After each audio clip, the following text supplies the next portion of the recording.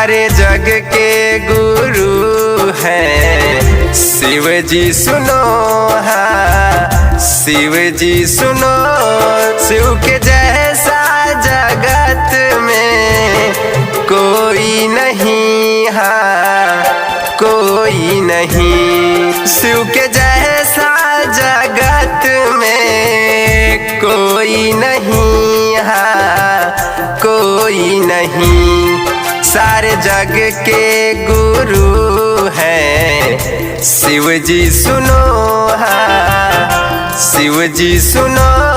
शिव के जैसा जगत में कोई नहीं, हाँ कोई नहीं। शिव के जैसा जगत में कोई नहीं, हाँ कोई नहीं।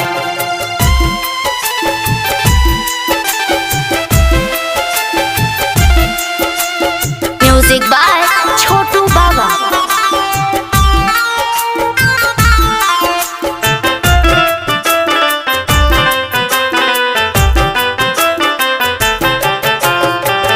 शिव के चर्चा में खर्चा जरा सा नहीं। शिव जी रहते हैं हर कण कण में यहीं।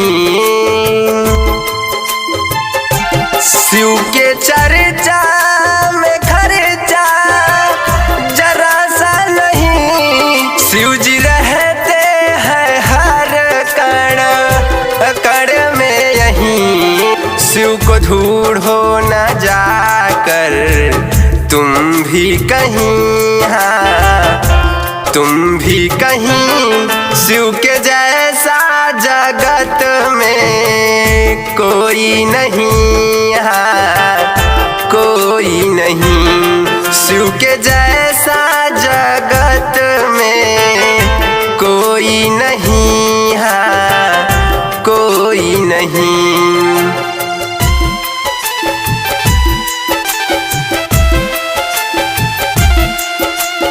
म्यूजिक बाय छोटू बाबा।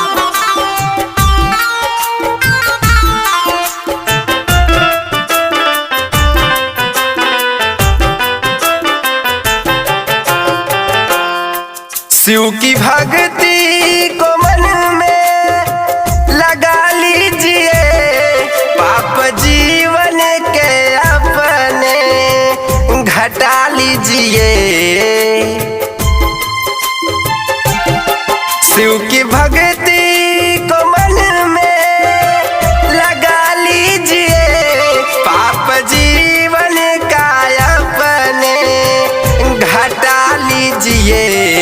गुरु जग के हैं सबको बता दीजिए, हाँ बता दीजिए। कारण बेहतर लिखे गाए शैलेश भजन, गाए शैलेश भजन। शिव के जैसा जगत में कोई नहीं, हाँ कोई नहीं।